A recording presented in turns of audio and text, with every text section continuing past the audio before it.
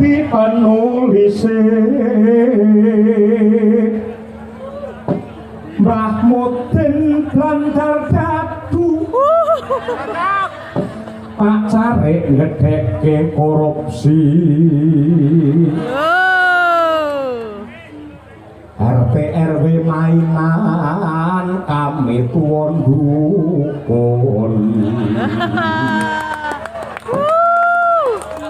yaine sapa pelacuran mbok nyaine kok malah nganake dhuwit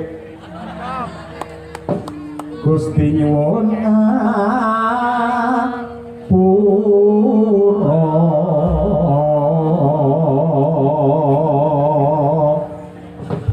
kula mboten nyemoni sinten-sinten mboten kritik sinten-sinten lahir batin kula